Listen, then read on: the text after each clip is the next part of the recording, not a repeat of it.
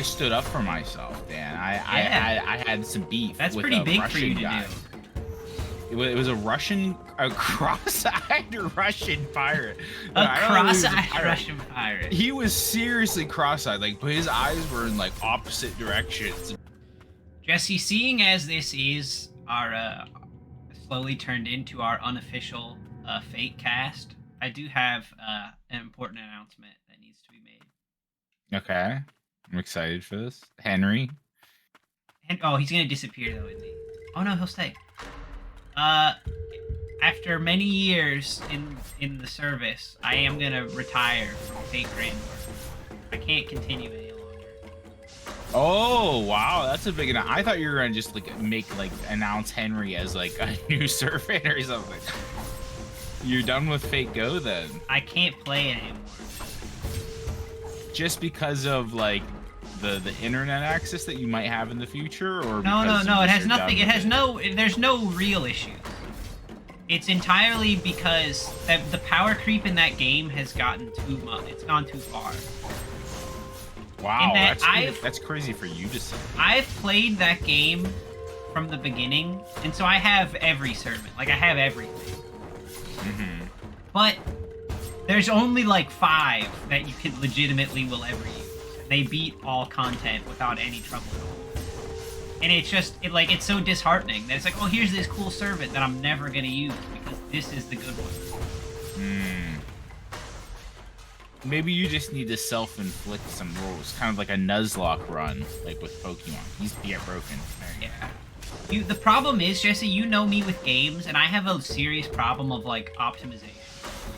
Oh yeah, I feel the same way. That's like with me in like exploration or like 100%ing things. So like I get it. Yeah. Yeah, like even in my head, I know it's like, well, just don't use these servants, right? I can't not use them, even though I know like I'm ruining the fun of the game by constantly using these powered servants. Is Gilgamesh one of them? Gilgamesh was for a long time. He's not so much anymore, but it's not the damage-dealing servants that are overpowered. It's the casters that are like the support. Like the supports are too strong. Like who's the best one? Currently, it depends if you're going Arts, Quick, or Buster. But I have all of them, so it doesn't matter.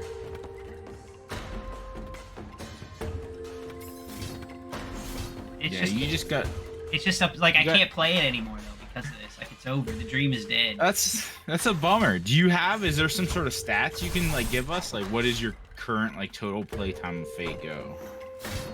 I don't know. I don't want to know. But again, it's like a day one account, so a lot. Yeah. They're honestly like you don't spend real money on the game, or do you? Not much. But you have, so you're not like a huge whale, so they might not even notice you're passing.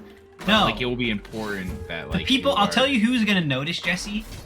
I get a lot of people using my like friends, like my support servants that I have set up because I have all the good craft essence and all the good servants.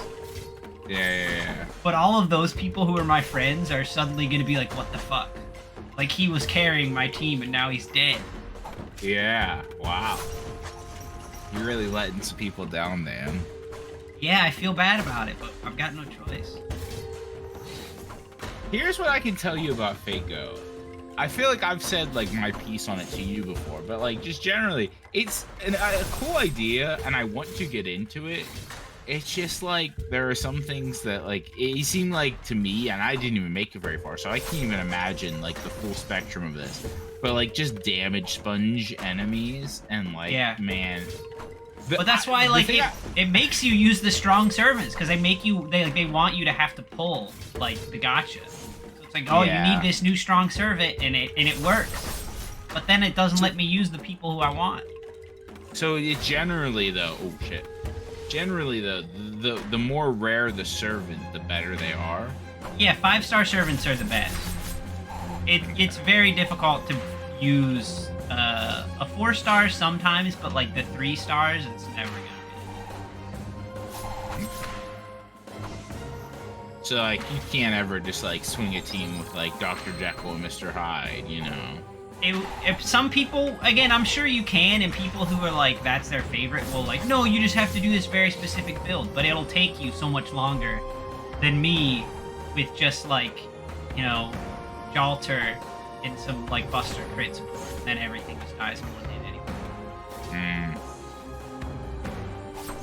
The thing I remember the most about that game is me having to play through the intro like 5 or 6 times because I didn't get the starting servants I wanted.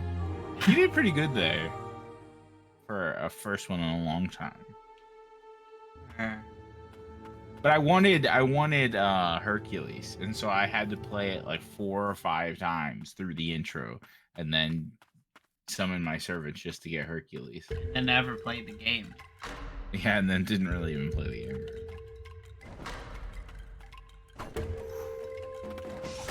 Man, the problem is he jumps before the Flower Wizard can. I have noticed that's a problem with it. He's like almost immune to the Flower Wizard. And we always end up trading whenever we try to do it. At least a little bit. Huh. Now, Jesse, in the real news, you just got back from vacation. That was what I was gonna say. I was gonna say, should we be transparent about how long it's been since we recorded last? That's fine, a long time. But I'm curious how your trip was. Yeah. So don't say where you went. Just give me context clues and make it a guessing game. Do you actually not know where I was? I legitimately do not know. Okay. So I went to a land that, honestly, I didn't know this before I went, and this is something I should have known, but has a smaller population than like the city that I live in, which is crazy. This is a country, so a very small country, very beautiful, a lot of rich history. I think most people go there just to look at the the natural landscape, because it's probably one of the only places in the world that is like not ruined by like capitalism. So that's what it's got going for it. What it doesn't have going for it is that it is probably the most expensive place I've ever visited in my life. It's probably one of the only places in the world that is like not ruined by like capitalism. Their money system is their money, I won't say what it is, but their money system is it goes into the thousands. So like how do I explain this? Say like a beer is like normally it isn't like a normal price. It's not like $7. It's like, say, maybe $10 to $15 for a beer anywhere you go, just one beer. But for them, that's like 1,500 to 2,000 of their dollars. Okay, so yeah, just the decimal place is in a different spot. Yeah, but it makes things crazy. I'm pretty used to that, but continue. Yeah, that makes sense. That's the same thing with like Asian countries. But I ended up buying a coat. I went to this place and there was like this really nice coat. I was like, man, it was like You're buying a coat canvas. Yeah. It's the middle of summer, like the hottest on record. Well, I also didn't know I would need the coat, but I ended up using the coat quite a bit. So it was good that I bought the coat. You used the coat. Okay. I used the coat. You're really narrowing yourself down here. Yeah. And the coat was 56,000 of their dollars. And I should have looked at the price and did the conversion, but I didn't. We didn't do so good at that. I'm trying some new strategies here. She's like $56,000. So I was like, okay, cool. And then later I did the conversion and I said, I just spent like $450 on a coat, which makes it like one of the most expensive things that I own, and easily my most expensive piece of clothing. Like I own suits that cost less than that. Oh yeah, for sure. Like, nothing I own cost more than that, I think, other than like my PC and my laptop. Your PC was free. That is, yeah, my PC was free, but theoretically. But yeah, so do you have any guesses? You know where I went? It's gotta be like Iceland or Greenland, right? Yeah, it was Iceland. We went to Iceland. a small country that must be in the north and has a lot of nature. Yes. And I didn't think you went to Europe. No, not quite. So Iceland's pretty cool. I honestly, when they told me the population is 350,000 people. So we could take them over, like, without much trouble. The British did in World War II. There was this big thing where, like, they didn't, like, collaborate. The British came in and just said, hey, we're going to use this island, and there's nothing you can do about it. And then the British sold Iceland to the U.S., and then the U.S. just kind of just gave it back and said, hey, we don't actually want it. Like, man, I miss the days of Manifest Destiny. We were manifesting all over. You know what I mean? Oh, yeah.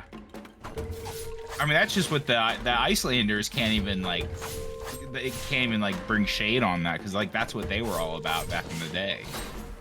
Oh, if we go to, like, Vikings? Yeah, like, their history. Oh, shit, that it's was Finland. Bad. Yeah, I did learn a bit about Vinland and like how the Native Americans and the Vikings would get in some scrums, which is kind of cool. So overall, very cool place. I did take some notes though. Anytime something weird happened, I took a note so that like there aren't very many notes, but there are a couple things I wanted to talk about. Weird things that happened. Weird things happened to me on the trip. Number one being, it didn't even happen very long into the trip. This happened to me in the airport. This happened to me in Toronto airport where I had a layover. So I'm in the Toronto airport. Fuck, I was on the wrong side. This airport sucks. And there's like this really bad Toronto food airport court with like, yeah, not very many options. And I was like, okay, like we were trying to figure out, because we had to eat. It was like, we were flying all day. So you have to eat at the airport at some point. You don't have to, but like, it's ideal too, because otherwise you get like hungry and then you get even more upset at each other, and when traveling is like the most stressful thing ever. Mm-hmm. And so we were gonna eat at the Toronto airport, and we decided on this like Thai place, I guess. And Christine's, I can tell which is the right line. I see two lines. There's like one really big burger line, and then there's the Thai place line. So I'm in the Thai place line. Christine's like talking to other people like in her line. Paying attention. You're too busy. I got the strat now, Jesse. I got the strat now. Okay. Wait. Explain the strat. What, in his first phase, just get him down. Once he starts doing that jump thing, you can time with the flower wizard in RAM to get him. Okay. So this is one of those ones where his second stage, I think, is easier to do damage on than his first stage. I just have to not get hit a lot to that point. That seems like the common thing in this game, is like the second stage seems to be slightly easier to figure out the moves. But yeah, so I know what line I'm in. Christine's like conversing with people in the bigger line behind me, and it's like strangers. Like, well, they were trying to figure out. They're like, oh, is this the Thai line?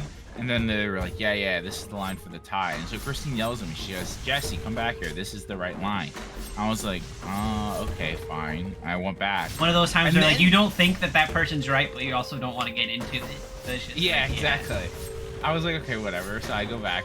And then as soon as I get behind Christine in this line, the people that were in front of her that gave her the false information go, wait a second, no, it was that line. And then they run over to the other line. And he basically cut like to where I was. And this was like a group of like 4 people. And I was like, what the fuck is going on? Yeah, what's happening? Who are these people? Like that was, and they didn't even acknowledge that like they had just like tricked and like charlatan my girlfriend did, like it by association tricked me, and I was like, what the fuck? And there was one person working this entire like food stand. There was like a lady in the back that was kind of cooking the food in big vats, but then one girl had to make and put all the food together because it was kind of like MTO, like made to order, and she had to do the cash register and drinks and things like that. So it was like one girl in this fucking line, and we stood in that line for like 30-40 minutes to get very bad food, and these fucking people made it worse because they cut in front of me like a bunch of cunts. That is something else I got into multiple times on the trip, was basically like queuing rights. And at one point, I actually I stood up for myself, Dan. I had some beef. That's with pretty a big Russian for you to guy. do. It was a cross-eyed Russian pirate. A I don't know if he was a cross-eyed pirate. Russian pirate. He was seriously cross-eyed, like, but his eyes were in like opposite directions. Very like creepy. Like he looked like fucking. Speaking of Fate, like Castor, like from Fate okay, Zero. yeah. Yeah, he was fucking weird looking, and this was at a brewery, and me and this old man and his wife were like just waiting for the bartender, because of course there's only one person working once again. There's not that many people in the whole damn country, Jesse. What do you want?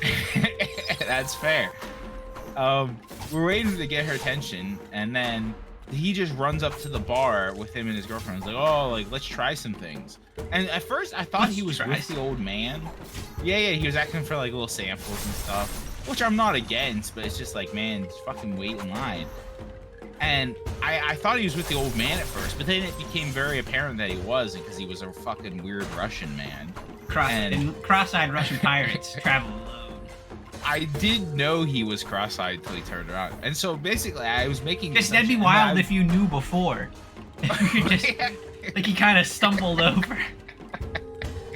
And so I looked at the old man. I was like, is he with you? And he's like, no. And I fucking tapped him on the shoulder. I'm like, hey, do you understand what a line is? Like, we were waiting here. And then I see this cross-eyed face. And he actually was very intimidated by me. And like, I don't think of myself as a very scary person, but I guess if you don't know me, I could be like a little bit physically intimidating. Because I'm like a larger man. And like, he's just like, he immediately backed down. He's like, oh, I'm sorry. Like, I do not know. Okay, is he Russian or Middle Eastern? Is that not a Russian accent? Hold on, what does a Russian accent sound like? It's like, it's Soviet Russia. Okay, that's better. Maybe it's just the way I heard it. It sounded more Middle Eastern. Well, yeah, and then he backed down so hard. He was like, oh, like, I'm so sorry. And then he actually didn't even go through. He just grabbed his girlfriend and they left. So then I felt kind of bad because I scared away potential business for this like small Icelandic brewery. Yeah. And the old guy was like, yeah, I think you scared him away. And I'm like, I did feel kind of bad. So I did order like some, like a big flight and some extra drinks to like make up for it. But I did have to confront the cross-eyed Russian guy. Oh, cross-eyed Russian guy? I'm pretty sure that is like... What is that Guess Who game where you have to like go off of clues? Like, does he have glasses? Yeah. Like, I'm pretty sure that's what it is. Guess Who? The cross-eyed Russian is one of those people.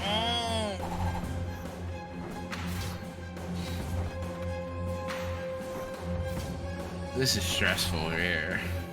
I just want to hit. Oh, Henry's dead. Yeah. We're in some trouble here. Saber.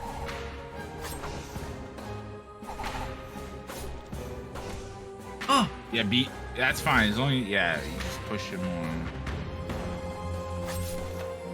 Yeah, I think we just go for one at a time here.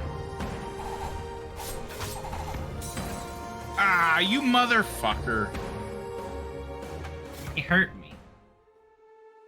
But it is crazy how few people are there. They did say, they gave us a statistic. Whenever, like, there are multiple cruise ships in the country at any given time. I think at one port there were 4 cruise ships, which probably adds up to like almost half, if not the entire population, depending on the size of the cruise ship.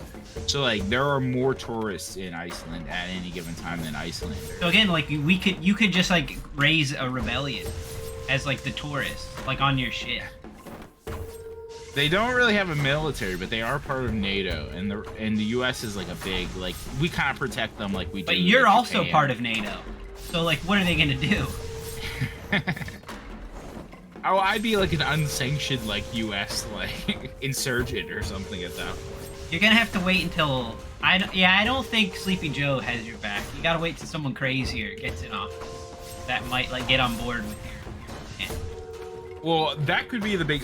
I don't know if we talked about this on the show, but we've definitely talked about this outside the show. Like, when the world ends because of, like, climate change or whatever, like, that will be one of the last places that is, like, like, that will be, like, the Elysium, like, of our time. Like, rich people buying, like, land in, like, northern, like, Alaska, or just Alaska, and, like, northern Canada and Iceland. And so, like, we could get in while the getting is good and just, like... Yeah.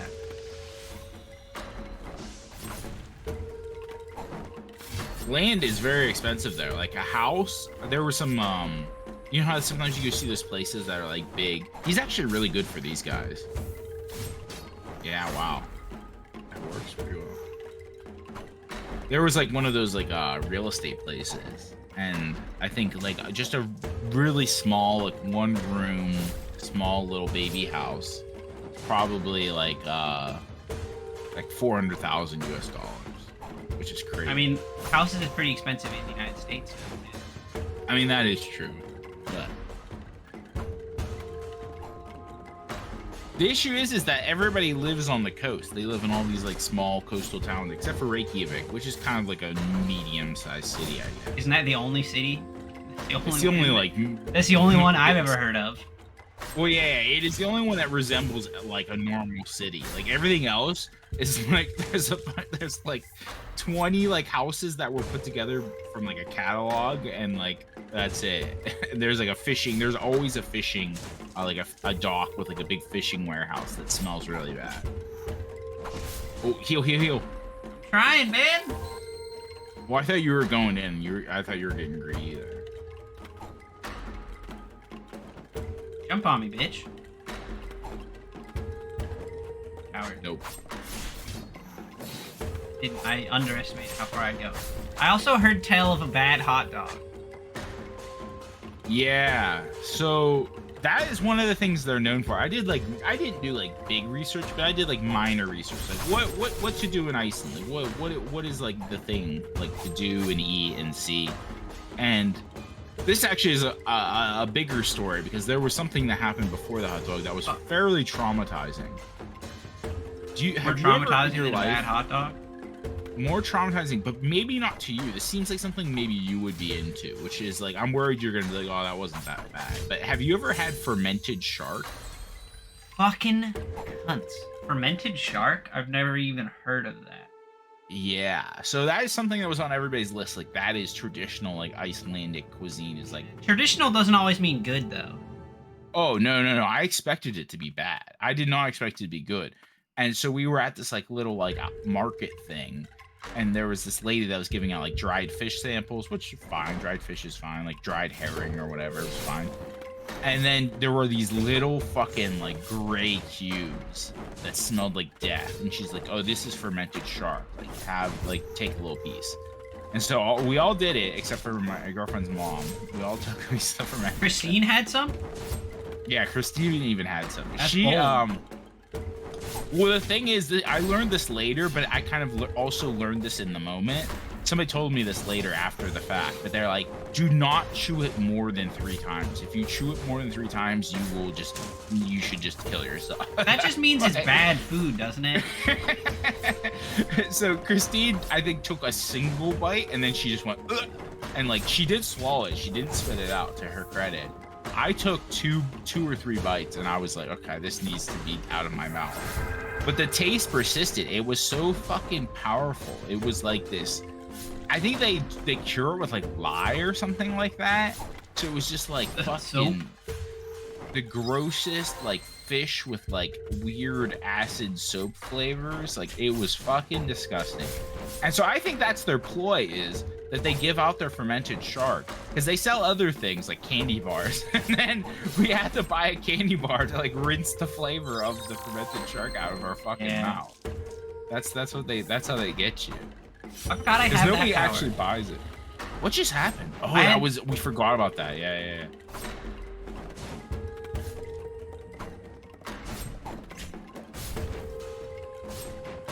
Nice. Oh, he was fucking had iframes there for some reason. So after that, we went directly outside this market. Was this famous? Everybody said you have to go to this. I couldn't pronounce if I wanted to. Like yeah, just some weird Icelandic shit. And they said these hot dogs are like, Icelanders love their hot dogs, and this is like one of the best hot dogs, if not the best in the country. That sounds like it should be racist, but it isn't, right? Like, oh, those Icelanders and their hot dogs. You know what I mean? It's so stereotypical as Icelanders and their hot dogs. That's bullshit. Do you think Vikings would be into hot dogs? I think Vikings were into like everything that they could get their hands on. I mean, if you're eating fermented shark like most of the time, like you'll You would probably you would be, kill for a hot dog. yeah. Man, I wish I had my time machine. I could take it to What the if you gave them fucking- Chick-fil-A? They'd love it. Oh my god, they would lose their shit. Oh man, we panicked a little bit, I think. It's not gone well for us. So, have we learned if these guys are respawning all the time, or do they only respawn during certain stages? They respawn constantly, I think, but there's like a time limit. So if you kill them all, you can like work with that. Okay. So we went to the famous Icelandic hot Wait. dog stand. This episode's over.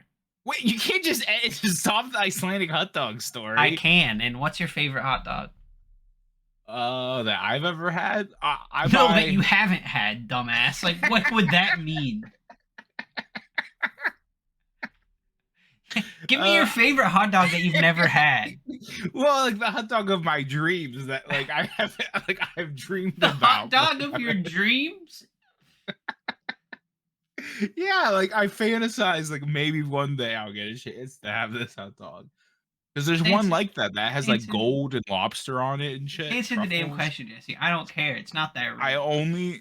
I only buy Smith's Natural Case wieners.